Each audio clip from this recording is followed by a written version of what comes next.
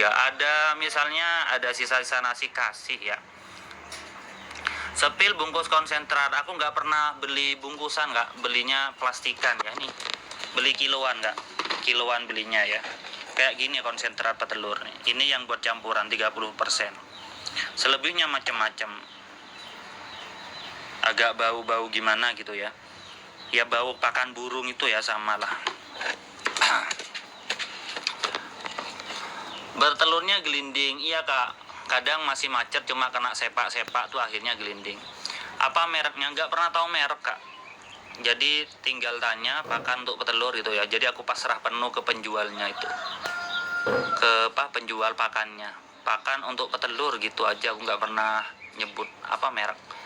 Konsentrat itu pur kah, atau kopan, atau pelet, pokoknya pakan yang dari pabrik, baik itu pakan ikan, pakan ayam, pakan kambing, itu disebut konsentrat kak. Pur ya, kalau daerah kalian beda bahasa. Modal awal berapa? Kandangnya 130 kali 2, ini kan 2 kandang. Kemudian bibitnya 5 ribuan. Jadi seperti itu ya.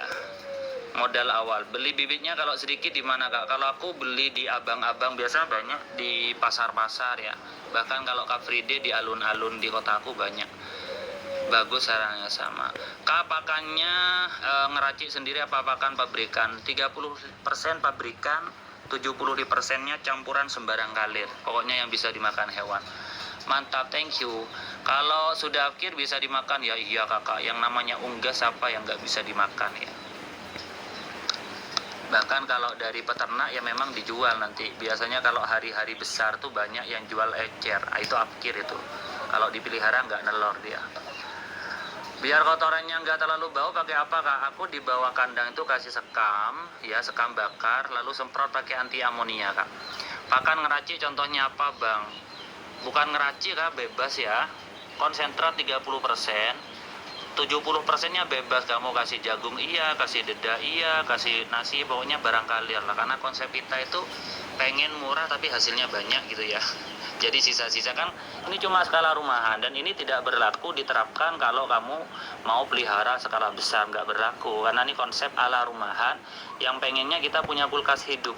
Kita pengen punya kulkas tanpa pintu, kita pengen di rumah itu bisa jadi ladang pangan, atau kalau sekarang tuh swasembada ya teman-teman, atau mandiri pangan. Jadi semua di sini tuh konsepnya kita integrasikan teman-teman. Kotoran ayam kita taruh di tanaman, tanaman menghasilkan sayuran, sayuran bisa kasih cacah-cacah, kasih ke ayam. Daun yang tidak layak bisa buat kompos, kembalikan lagi ke alam. Jadi di sini tuh di atap rumah ini tuh ibaratkan kantong hutan ya. Ada kantong hutan mini yang di sini terdapat ekosistem yang saling melengkapi. Kita juga merawat tanaman sebagai ekosistem perawatan tanaman hewan. Ayamnya memberikan kita makan, sayuran juga bisa memberikan kita makan, sayuran bisa memberi makan pada ayam, ayamnya juga memberikan makan pada tanaman. Jadi semuanya berputar. Karena di hutan ya seperti itu ya. Hewan-hewan makan dari hutan, hutan memberikan makanan pada hewan, hewan memberi pupuk pada tanaman. Jadi kita ciptakan kantong hutan. Tujuannya apa? Mandiri pangan. Pengen makannya yang lebih organik, yang tidak terlalu banyak bahan kimia. Ayam juga sama. Jadi kalau misalnya kak kenapa nggak divaksin? Ya nggak mau kak. Kalau kita mau vaksin ya mendingan beli ayam yang siap jadi ya, yang beli di pasar yang sudah siap jadi. Jadi pengennya kita itu lebih fresh, lebih organik. Kalaupun masih ada konsentrat tadi, jadi istilahnya lah semi organik ya, hanya 30%. Jadi siapapun itu bisa melakukan hal seperti ini, swasembada di rumah. Kecil-kecilan lah kita. Di samping itu kalau punya anak-anak ya aku sendiri mengedukasi anak, mengenalkan ini tanaman namanya ini cara ini usianya segini tuh diedukasi ke anak. Mikroba itu bisa memunculkan hormon serotonin, kebahagiaan, melihat yang hijau-hijau itu sehat. Nah itu kita bahkan anak sering main tanah ya. Jadi ini bukan sekedar kebun ya teman-teman, tapi kita buat ruang hidup atau hutan di rumah ya. Hutan mini di rumah. Jadi untuk terapi biar nggak mudah stres ya. terapi apa ya, mengolah pikiran biar gak mudah stres. Sebelum kerja bisa siram-siram tanaman sambil jemur ya. Kotoran kandang di atas langsung kena kandang bawah, ya enggak Kak, kita udah pikirkan itu ya. Jadi konsep kandangnya itu yang atas itu mundur, yang bawah itu maju ya. Silakan jangan lupa di follow ya. Impianku dan suamiku kayak gini Bang, belum ngerti cara mulainya. Mulainya dari nanam bibit Kakak pastinya ya. Ayamnya harus sekat satu, iya Kak, kalau untuk ayam petelur harus seperti itu. Aku pernah pelihara di Gabung, itu saling membunuh Kak. Kalau perhitungan untung rugi, untung apa rugi Bang? Nah ini ya, kalau ditanyakan kepada saya yang prospek kita, yang tujuan kita bukan profit, maka mungkin kita nggak bisa jawab, karena kita bukan tentang profit Kak. Kita bukan tentang laba. Kita ingin menciptakan hidup yang sehat, mandiri pangan, dan mengintegrasikan apa yang ada di sini. Jadi kalau ditanya kok profitnya berapa, untung apa rugi ya, kalau orang yang realistis mungkin rugi ya, rugi waktu atau di mana. Tapi semuanya tidak terbuang di sini ya.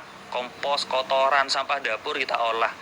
Waktu tidak rugi waktu, kita bisa gerak, kita bisa berjemur, kita bisa menggerakkan badan untuk olahraga, untuk investasi jangka panjang. Bahkan ini menjadi idaman bagi para orang-orang yang sudah mendekati pensiun ya. Udah pasti larinya ke tanam berkebun. Karena ada serotonin di situ ya. Ada hormon serotonin, ada mikroba yang bisa memicu hormon serotonin ya. Kesehatan mental itu tujuan. Jadi kalau ditanya profit nggak nyambung aku ya. Hasilnya berapa juta Bang, apakah rugi apa untung? Gak rugi yang pasti, yang jelas dari sekian hewan yang ada di sini atau kebutuhan kita ambil dari sini. Kita semuanya ambil dari sini. Jadi pembelian pakan ayam, pakan ikan, pakan burung dari telur, bisa dari telur ya. Atau bisa kita jual barang di online hasil. Jadi semuanya tidak ada yang suntikan dari luar ya. Jadi murni dari kebun ini kita alokasikan ke kebun lagi, dan kita masih ngampung ke kebun ini. Kita ngampung sehat, kita masih ngampung profit ya.